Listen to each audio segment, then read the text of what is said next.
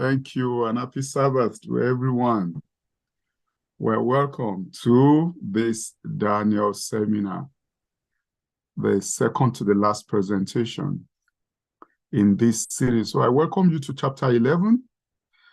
I asked Pastor to send ahead the lesson for chapter 11. In this chapter, there are no symbols or figures to confuse us. As simple as one man could describe to another, the angel tells Daniel the important facts of things that are about to take place in history, and there are so many to say. I wish we have the time for me to go verse by verse.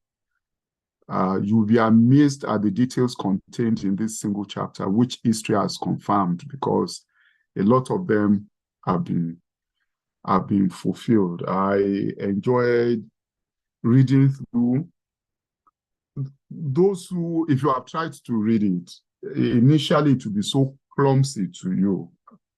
The king of the north, the king of the south, and so on and so forth. But just a little bit of the knowledge of history and a little bit of explanation, you will actually see that it's not so difficult. Chapter 11 proves again that after all the events of this world, after all the explanation, Jesus is coming to take over. That's it. And through this place, I plead with you to watch out for it again, that the second coming is for real. God, we need to get aligned with God. We need to get aligned with Jesus. We need to be prepared. Let us pray again. Father, we pray that your Holy Spirit will lead us this evening. We expect many more people. Father, please bring your children and bless us together. With the understanding of your word, and with that, Lord God in heaven, help us to so do. Help, Father, that what we're learning will not condemn us in judgment. In Jesus' name we pray. Amen. Amen. Amen. Amen. I wonder many of us noticed something. If you have your Bible, especially if it is a New King James Version of the Bible, let's open to Daniel chapter 10. Take a look at the last verse. But I will tell you what is noted in the scripture of truth. After that, a parenthesis opened. That's a bracket opening to say, no one opposes me against this except Michael, your prince. Note that that parenthesis, that space is not closed. It goes on to chapter 11, verse 1. Also, in the first year of Darius the Mede, even I, stood up to confirm and strengthen him. End of the parenthesis. Which means that we have that single angel talking with Daniel. We have the same conversation continuing into chapter 11. And at the beginning of chapter 11, Daniel said that right from the first year of Darius the Mede, he had been strengthening the king. Strengthening here, if we look at the context of chapter 10, it is to say, oh, I've also been trying to make him realize that you should release the people. You should let the captives go back. Those who are ready to go back, let them go back. Let them go back to start everything in Jerusalem and so on and so forth, which was the thing that Daniel was praying for in chapter 8. Then the angel started. And now, that is, yes, all those had happened. Now, let's start discussing. I will tell you the truth. And the discussion started again. Okay, the discussion started again. This particular lesson, I've done it in a kind of question and answer format. But I will I will not be asking the questions. I will just be paraphrasing, but it will help you to understand me more because there are so many things to say. And already we can see that we have a shorter time this morning because we started a little bit late. The last kings of Persia and Greece. Please note that chapter 11 starts where Daniel chapter 8 began, with Medo-Persia Empire. And in verse 2, Gabriel told Daniel that there were 3 kings that were yet to arise in Persia. Okay? These were Cambyses, Smaragdes, and Sardius, and we have their years in history explained. So the chapter starts with the Medo-Persia Empire. And Gabriel said that these kings will be followed by a 4th king. His name was Xerxes from 486 BC to 465 BC. Xerxes did something. Gabriel said that he shall stir up all against the realm of Grecia, that is the empire of Greece. Probably this is what wound up Alexander the Great. But let's go on. The next king in the prophecy will be mighty, quoting the Bible now. Let's identify this mighty king by comparing Daniel chapter 11 verses 3 and 4 with Daniel chapter 8 verses 5 to 8. We are told he will rule with great dominion. And that was Alexander the Great. Alexander certainly did rule with great dominion. We described him in chapter 7 and chapter 8. But his rule was brief, as we know by now. Just as chapter 7, 8, and 11 all said.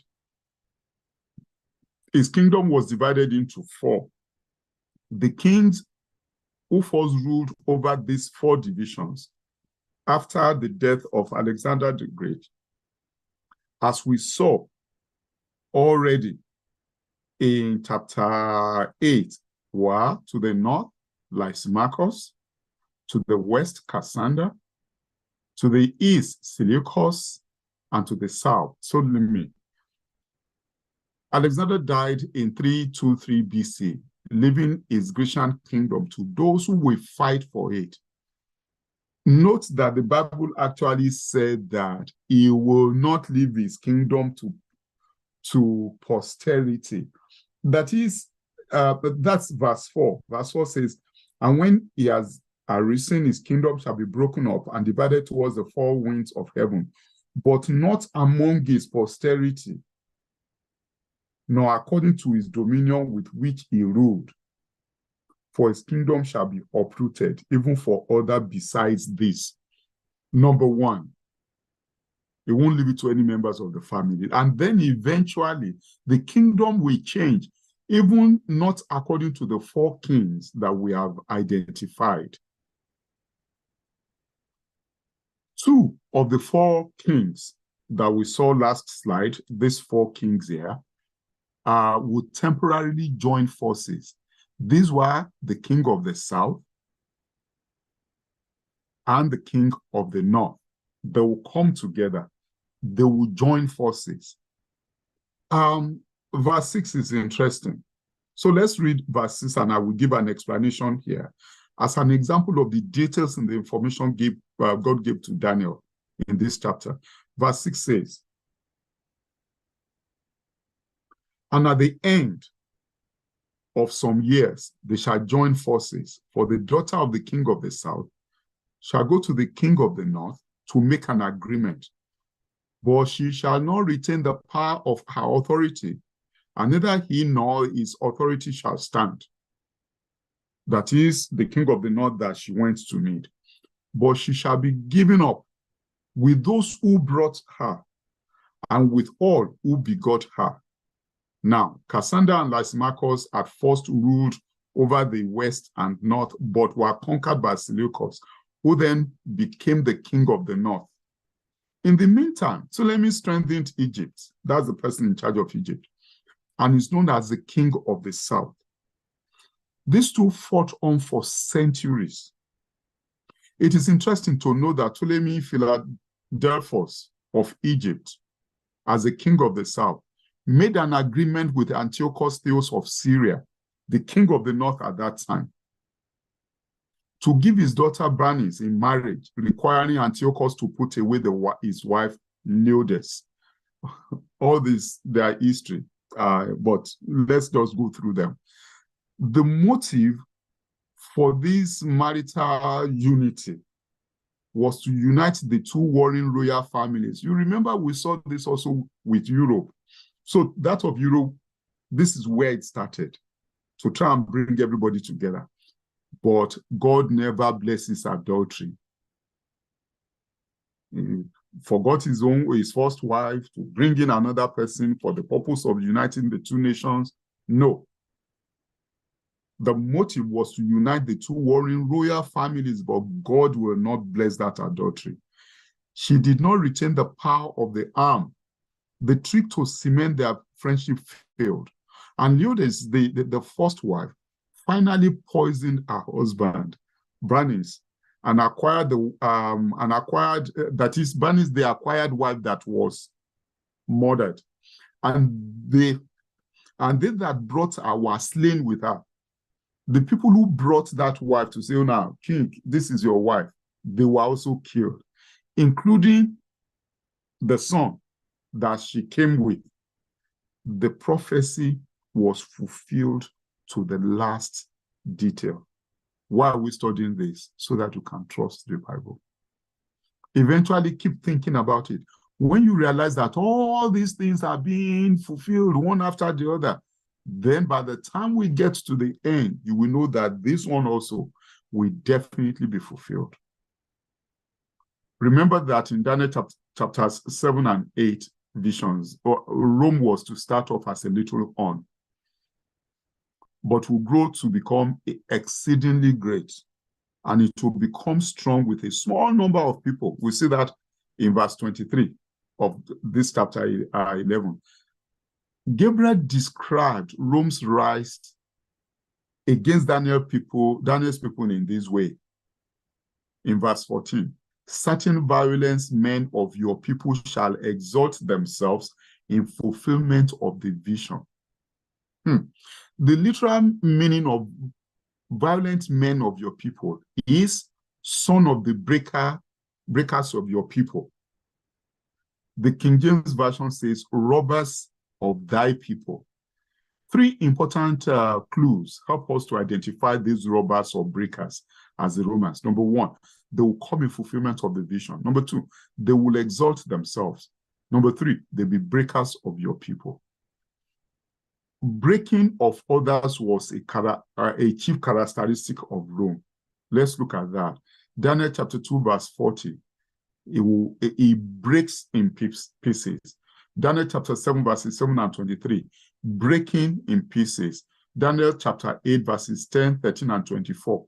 Trampled upon them, destroy the mighty, and also the holy people. We see this kind of consistency in the Bible. And yet, Gabriel said something that will eventually happen to Rome. That is the breakers of the people. Rome will also eventually get its own deal. They shall fall. It shall be broken without hand. That's in Daniel chapter 8. In Daniel chapter 11, we were told that they shall fall. Let's see the links between Daniel chapters 8 and 11. By now, we all know about the ram named Persia in both, the goat named Greece, both, notable on named as the leading king of Greece, that is Alexandra. They both contained this. Horns broken, Alexander's death. Kingdom broken, That's put as kingdom broken in chapter 11. In chapter 8, 4 horns towards the wind named as 4 kingdoms. In chapter 11, kingdom divided towards the 4 winds. Again, the 4 kingdoms. In chapter 8, a little horn that became exceeding great. Chapter 11 puts it as a small people became strong. All this pointed as Rome. We get to an interesting part. Jesus was born into a cruel world when he came into this world. Herod the Great, the king of Judea at the time, tried to kill Jesus as a baby. Herod murdered all the male infants in Bethlehem in an attempt to destroy Jesus. We read about that in Matthew 2, 7-16. As well, he destroyed many political opponents. He even put 3 of his own sons and 1 of his 10 wives to death. Augustus said of Herod, I would rather be Herod's hog, pig, than his son. Okay? So, we know the person who was in charge of Rome at a particular time. Let's look at Christ and Caesar. Again, Gabriel describes the tragedy of Rome's devastation of the Jewish nation and the crucifixion of Christ. Verse 22, they shall be swept away and be broken. Also, the prince of the covenant. This is interesting. Daniel's people will be swept away and be broken. The word broken is also now applied to the prince of the covenant, and that is Jesus. How did this happen?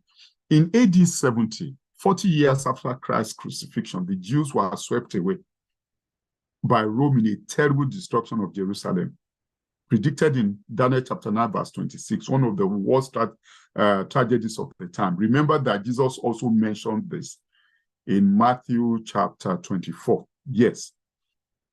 The breaking of the Prince of the Covenant is the great landmark prediction of Daniel chapter 11. Because history's major reference point from which we check our bearing for the rest of the chapter is this point. Every other thing is from this point. This is the crucial event of world history on which the destiny of human race depends. Okay? So the journey from the cross. What are the final events of this prophecy? If you have read as I requested, you will know that now this will be the time of trouble, there will be resurrection, and then there will be eternity. As simple as that. Putting it mildly, putting it simply, summarizing it in a simple way. I will come back to the journey forward from the cross through a chart. But let's go on to the church in conflict. Would Roman Christian times bring peace and goodwill to all mankind? We're asked to read verses 23 to 29. Verses 23 to 29. And let's write down some of the words or ideas which describe the condition of things. I wish that somebody who had read this or who had looked at the lessons, the lesson note that was sent to us. Yes, it's a rather lengthy passage, but the summary is treachery, war, persecution. Tell me, what is happening in the world today? That is it. The church in conflict. So the Roman Christian times did not bring any peace and goodwill. The only difference between that time and now is that while the Romans were persecuting, they did not make any, that is pagan Rome, they didn't hide it. Today, the Papal Rome is going all over the world. Yes, God bless you. Let's give food to the hungry. Let's give water to those that are thirsty. Let's give clothes to those that are naked. This is not fair. Treat yourself in love and so on. And we will see the way this came in because there's a place where Daniel said that they will take over through intrigue. But let's go on. This treachery What persecution? How was it fulfilled at the time? The Waldenses of northern Italy and the lowlands of England, the Hussites of Bohemia and the Huguenots of France, the Lutherans of Germany, and the Protestants of Spain and the Netherlands were relentlessly persecuted through what was called inquisitions and religious military crusades. The people of the covenant went through great suffering for their faith. They had forsaken Rome, sometimes by whole nations, to return to the gospel of God, to the gospel covenant, but they paid for it. They paid for it. Friends, today, I don't know how you value Christianity, your relationship with God. We tend to concentrate more on, I value my freedom. Freedom from what? We are free only in Christ. And the Bible says that if you live godly in Christ Jesus, I think that will be 2 Timothy chapter 12. I think so. It says that if you live godly in Christ Jesus, you will face persecution. So this issue of peace and the source of real peace is found with Christ. But the Bible is saying that if you are with Christ, the only peace you will have is that peace of mind that Christ will give to you. Because from a physical point of view, that peace just cannot be there. Look at the state of the world. Look at the state of the world. So it is the type of peace that is beyond human understanding. It is peace in your mind. Remember, part of what we treated yesterday is the fact that it is the battle for the mind. It's easier for me to say, but to hold on to this. Yes, the knowledge strengthens me. It helps me when those hard times come. And that's what we must hold on to, that hope, because we know now war against the holy covenant. Against what sacred thing was the king's heart moved? Verses 28 to 31. Number one, against the holy covenant. He raged against the holy covenant. And according to verse 30, he shall return and show regard for those who forsake the holy covenant. Again, we've seen this in chapter 7. Trample down and so on and so forth. In chapter 8, that's why in chapter 8, we went on to start learning about the sanctuary. So this is what that king will set out to do. In verse 32, the Bible tells us that this king, he will corrupt people by flattery. I want to read verse 32. Those who do wickedly against the covenant, he shall corrupt with flattery. That is, he got people to go against God's covenant through flattery. And some other Bible verses or passages or versions says intrigue. But the people who know their God shall be strong and carry out great exploits. We need to look deeper into this verse. Okay, I have read verse 32.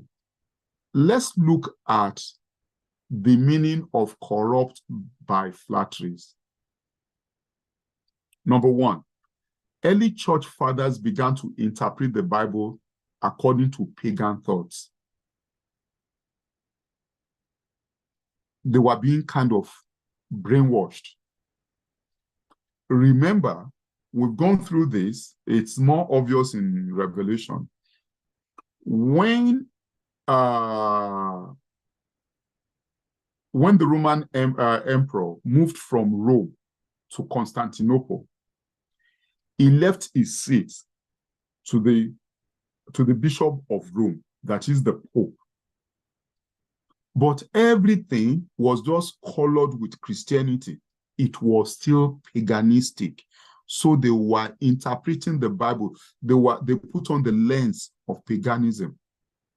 Next, in order to win more converts, the teachings of the Holy Bible were altered to accommodate the superstitions of the heathen people. Examples: idol worship was introduced into the Christian church in plain violation of the second of the 10 commandments.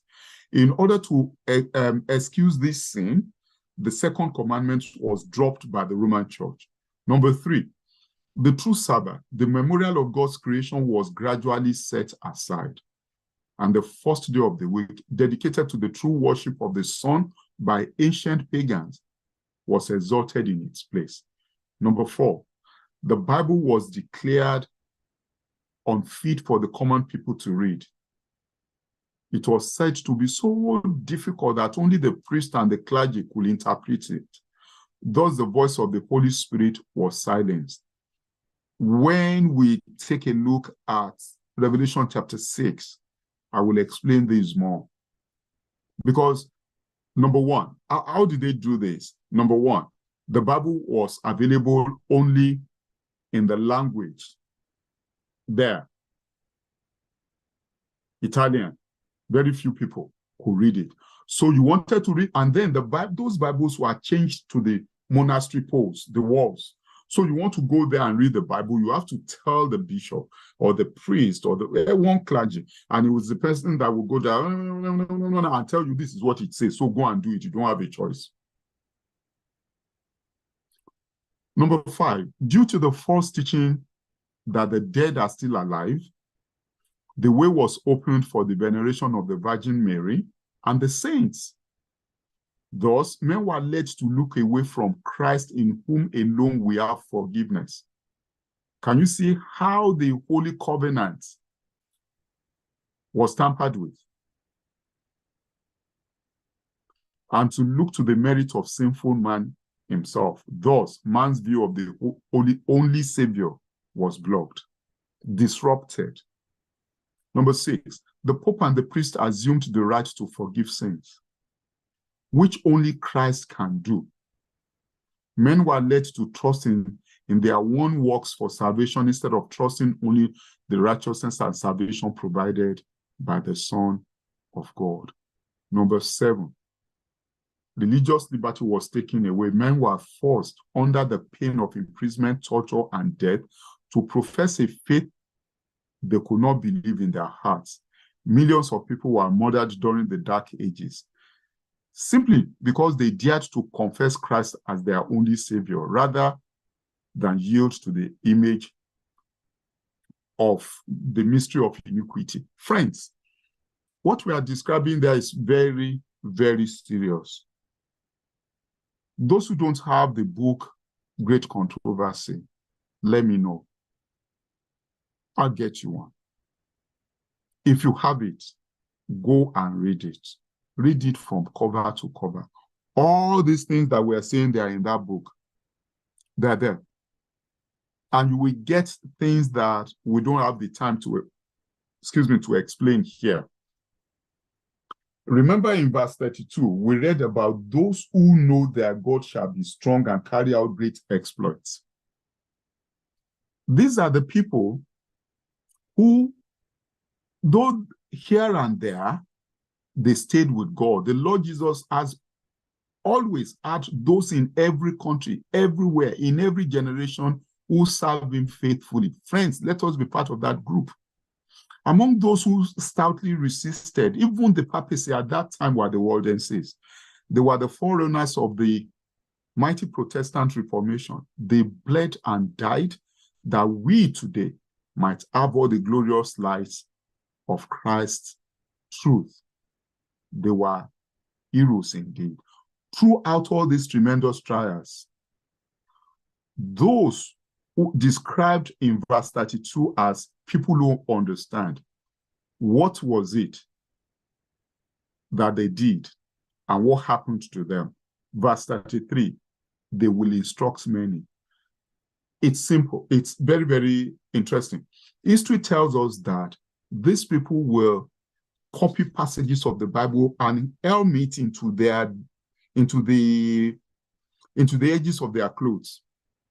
And they will go as itinerary for buying and selling, going into the community. They were living in caves in the mountains.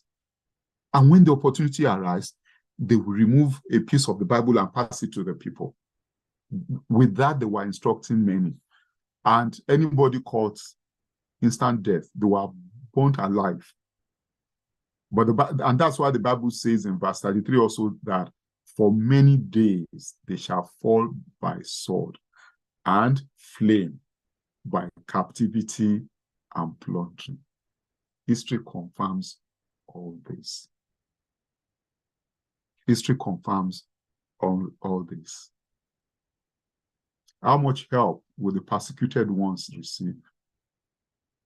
They shall be aided with little help. As at that time. What effect will all this have on the faithful ones?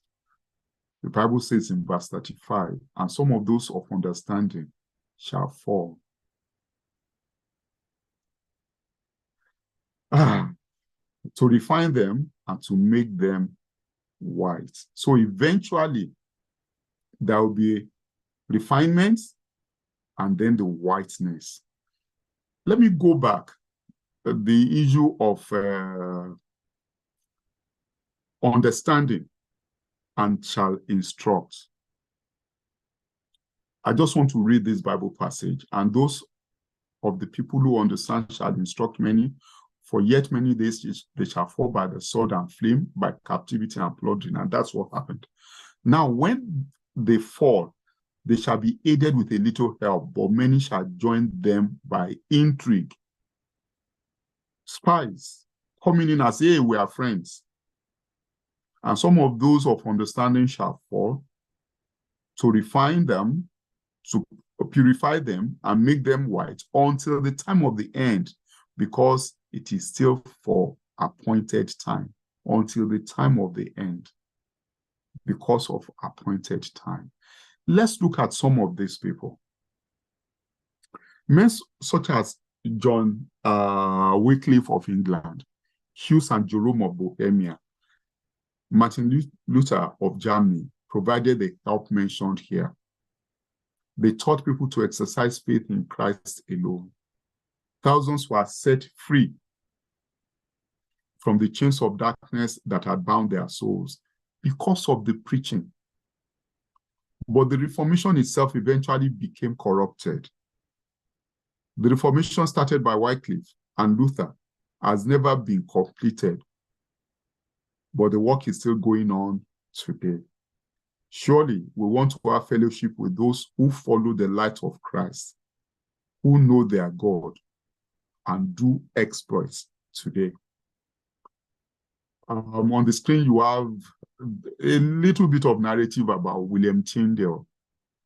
William Tyndale, and by the way, so that we will not know that this is just for the sake of it, we're just talking. You can take a screenshot of the website there. I went and I quoted this. An English translator, Protestant martyr, his translation of the Bible into English, which later formed the basis for the KJV, aroused ecclesiastical opposition. He left England in 1524, and he was burned at the stake in Antwerp. Why? Because he made the Bible available to the people. He tried to set them free. He tried to open the eyes of the people exactly as the Bible has said here. For how long will these trials last? Until the time of the end. And that brought this world to the time of the end. I told you that we will see the proof that this world even entered the time of the end before judgment began in 1844. When we get to Revelation chapters 2 and 3, we will see again the 7 sections. And we will see that the time of the end actually started around 1779, 1797, or something like that. before the judgment started, this world had already, if you look at some other activities, this world had already entered the time of the end. We learn in chapter 7 that the papacy was to rule for only 1,260 years. It was in 1798 that the then Pope was taken prisoner by Napoleon's General Berthier. And that was when the Dark Ages came to an end. The end of the Dark Ages started the beginning of the time of the end. Time will not allow me to explain as much as I would have loved to. How would this last day power called the king regard himself? The Bible says, he shall exalt and magnify himself against the God of gods. And he's doing this as a Christian entity. Remember that it was described the same way in Daniel chapter 8, verses 11 and 25. Exalt himself as high as the prince of the host. He will magnify himself in his heart. We have to be very careful that we are not deceived. His war against God's sanctuary, which we studied in Daniel chapter 8, is again mentioned in Daniel chapter 11, verse 31, by saying they shall defile the sanctuary fortress. Compare this with Daniel chapter 11, which says the place of his, that is, the prince of host's sanctuary, was cast down, or a New International Version, was brought low. In Revelation chapters 11 to 19 is depicted a consortium of religious and political powers, with the Roman entity of Daniel still prominent. These powers will endeavor to bring all people into one system of worship, one universal order, thinking to achieve world government at last, an impossible dream. Why? Because remember Nebuchadnezzar's golden image. It is just not possible. Remember Daniel's prediction. They shall not adhere one to another. The final conflict.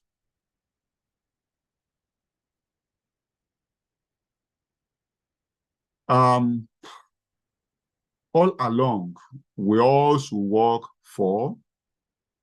with all our might towards eradication of violence, hunger, homelessness, intolerance, and all evil. COP28 started on Thursday. That's the Conference of Parties on Climate Change. The Global Refugee Forum, the Compact, UNHCR, is starting December 13 to 15. What we all, United Nations, just want to say, hey, let's bring justice, let's help people, let's do this. But what do these prophecies indicate? That human effort, let me put it according to the question. But do these prophecies, do they indicate that human effort will ever succeed in bringing in one world golden age of peace? If you read verses 40 to 44, the answer is no. The answer is no. They will make attempts. Let's look at those attempts. January 26, 2011. Again, take the screenshot. Go and check. It's online. Why is the Pope celebrating the Protestant Reformation? The article says Pope Francis has tried to make such interfaith relation a key part of his papacy. This is reported by Reuters. For Protestants, the interfaith commemoration is an extraordinarily positive move that would have been unheard for even a few decades ago. Charles Kimball, an ordained Southern Baptist minister and director of religious studies at the University of Oklahoma, told the Christian Science Monitor, they're coming together. They're making an attempt, but it is not possible. Let's look at another attempt. January 12, 2014. Opinion. Pope Francis and Patriarch Bartholomew seek religious unity in suffering. Today's persecutors of Christians aren't asking themselves which church their victims belong to. That line from Patriarch Bartholomew, one of the Eastern Orthodox Church, could just as easily have come from Pope Francis, who was listening carefully to his word this Sunday in Istanbul. Istanbul.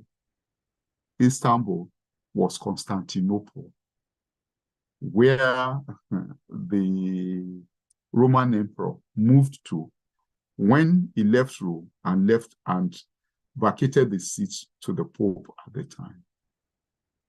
Another attempt, February 2019. If you think, it's so far away, talking about 2019 now. Pope and Grand Imam signed historic pledge of fraternity in United Arab Emirates. If you think it's only Christianity, the Pope and the Grand Imam of Al-Azhar has signed a historic declaration of fraternity calling for peace between nations, religions, races, in front of a global audience of religious leaders from Christianity, Islam, Judaism, and other faiths. This is exactly what prophecy is saying they will do, but it will not work. But the point is, those who are saying, no, we can't join you because it will not work, they are coming together. Is against God's idea. And whoever joins them, no matter how beautiful, how useful it looks, that person is against Christ. That's one of the reasons why we're learning all this. Let's look at one more. 2016, January 25. Pope asks Protestants for forgiveness for persecution. Reported by Reuters. Pope Francis asked Protestants and other Christian churches for forgiveness for past persecutions by Catholics as the Vatican announced on Monday he will visit Sweden later in the year to mark the 500th anniversary of the Reformation. There you have it. So probably there are some on this platform. I know, is it really true? Could they have killed millions of Christians intentionally knowing that they are Christians? There you have it. Go and check it. Because how did I get all this? I went to Google and I typed Pope's efforts for religious unification. As simple as that. And it came out. If you don't know what we know and what we've been studying, those who don't understand prophecy would think that all these are fine. At last we are going to have peace. We're going to have peace. The Pope is bringing people together from all religions. And you see his pictures. Will you see his pictures? You think, it's okay, but it is not. It is not. According to Gabriel's prediction, what will happen to the great superpower of the last days? The Bible says he shall come to his end and no one will help him. So why back a wrong horse? Stay with Christ. Stay with Christ. Stay with Christ, because these prophecies show that God alone will bring an end to the long ages of conflict. Daniel chapter 2, the stone destroyed the image without hands. Daniel chapter 7, divine judgment, destroy the little horn kingdom. Daniel chapter 8, it will be broken without hands. Daniel chapter 11, it shall come to its end and no one will help him. Mm-hmm. When this final crisis comes, who is it that steps in to save his people? And what's his name? Michael, the great prince. Because those who now say, no, we can't join this because it is wrong. You're coming together. We know who is leading this. Persecution will start. The Bible says, and at that time your people shall be delivered. Everyone who is found written in the book, and many of them that sleep in the dust of the earth shall awake, some to everlasting life. I told you that we'll go back to the journey from the cross to resurrection morning. Sorry about that spelling out there. I'll correct it. Journey from the cross to the resurrection morning. The time when the Prince of the Covenant was broken at the cross, when Jesus was crucified. And they think, we have the victory. No. Then the war against the covenant started. By thinking that, no, it's not Jesus that will save people. And because of that, they defied the sanctuary.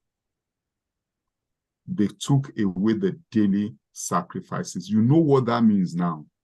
So that people did not go to Jesus for forgiveness of sins again. They went to the priests. That's how they took away that. The process that God put in place for forgiveness of sins, they took it over.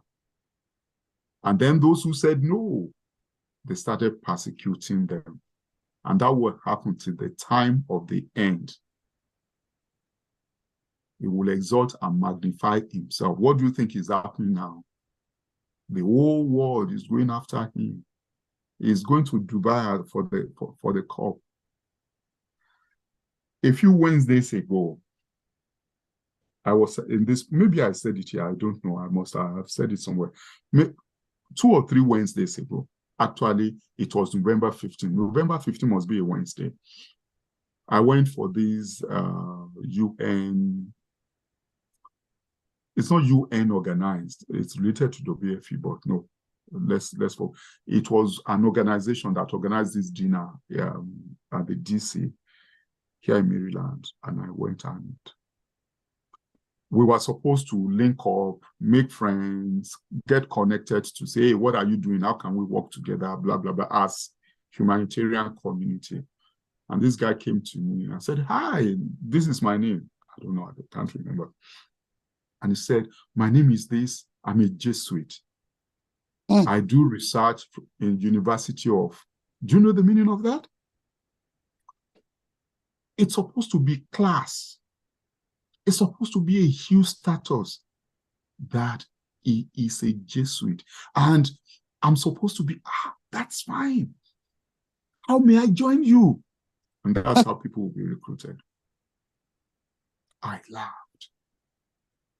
And I let him know that I work for the Adventist Development and Relief Agency, a faith-based organization. Oh, you're an Adventist? I said, yes, by God's grace. He asked me a question that Satan didn't want me to answer. So, your church, what's the difference, the main difference between your church and other Christian churches? And at that time, somebody came and he started talking. I sat down and waited for him. When he finished with that guy, he turned to me. Okay, so thank you very much. No, come. You asked me a question. And I started responding. He said nothing until I kept quiet. He greeted me and he left. We must pray for the indwelling presence of the Holy Spirit to help us a lot, because they are exalting and magnifying themselves, that if you are not careful, easily you will be recruited. Finally, it will come to his end. And God's people delivered on the resurrection morning. Friends, that's the journey from the cross to the end. Easily, we are now on number 7. We're here on number 7. Let's try and round up. Do you sense that we are now living in a time of great significance, and that our personal decisions for Christ and his word are urgent? Let me go through our summary, and then I will ask Mrs. Odemi to pray for us. There have been many battles between good and evil, Christ and Satan, ever before Daniel and Eve sinned. Revelation chapter 12. And the conflict will continue to the time of the end. Friends, when you are caught in the middle, like Daniel's homeland, the world could be very, very terrifying. But God knows about the frightening times, the confusing times, the times when the world seems to be at the mercy of violent people. Gabriel, Daniel's angel interpreter, affirmed all the prophecies that Daniel had heard from the day he interpreted Nebuchadnezzar's dream and onward. Gabriel came and started explaining again. He assured Daniel that life on earth still moves according to God's will. All of us face battles, We find ourselves stuck between scrambling friends, family members, classmates, and co-workers. Conflict, friends, is unavoidable. We need to remember that conflict isn't a sign that God has abandoned us. No. That things are not going on well doesn't mean that we are not with God. Instead, it is a reminder for us to trust that God knows what he is doing, even in the midst of the conflict. He revealed that truth to Daniel. He revealed that truth, is revealing it to us now, as we learn from Daniel's experiences and from the prophecies God has given us through Daniel. And by the way, if in any way you are still aligned with the little horn, turn fully to Jesus, despite whatever conflict that may pursue. Turn fully to Jesus. Mrs. Odemi, please, are you there? Hello, Mrs. Odemi? What is happening? Yes, please. Can you please pray for us? Okay. Thank you. Let us pray. Father, we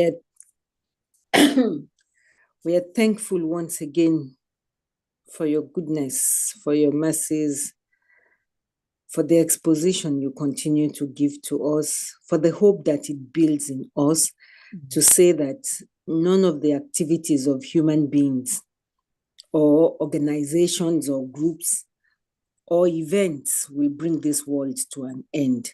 It is only as you are ready. It is only when you know the time is right.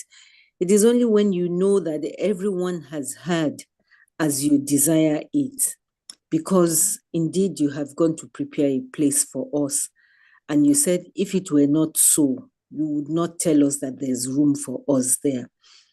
And so, Father, no matter what we may see today, this lesson tells us that you still have your hands in the affairs of men and that you are in total control of what is happening. So the end will come as you have defined it. Yes. When Jesus comes. Father, Lord God in heaven, in between there are so many things that has to happen, and so many has happened. Your words are being fulfilled daily. What you have said in the Bible, we see it happening on the micro and macro levels. At every point, Father, you still show us compassion. We pray, dear Father in heaven, that you please help us, that our names will be found in that book of life, that we will not be cast away, that the words we're hearing will not condemn us, but that rather it will be an opportunity for us to learn more and more, and to prepare ourselves and to build the right character traits. After all, Lord, we know that we are not taking anything with us on that day. What will stand for us is what you have said, that if we have done it to the least of these ones, we have done it unto you. And so, Father, as you have given us this message, let us go and so do. Let us start from within like we are doing now and take it without. Let us not be afraid of how shall we do it. It's your work, Lord. You know how you want it done. And so, Father, as you have equipped us, please, Lord, help us to just step out with boldness. Because like you said to Joshua, be bold, be of good courage. And you had to repeat it to him to say, have I not told you to be bold and to be of good courage? Father, please help us not to be preoccupied, to be too preoccupied. At times we complain it's the family, we're caring for somebody, we're doing this, we're taking care of our own things, and in the process, we just get too engrossed with our own things. But this lesson tells us that you have set a timetable. Nothing can stop it. We don't want to be castaways, Lord. We don't want to be amongst those who would just flourish for one moment and wither off. We want to be like those seeds that yield abundance for you and to the glory of your name. Father, so please enable us. Thank you for the time of prayer we have been having together. Thank you for the wonderful testimonies that you have given to your children.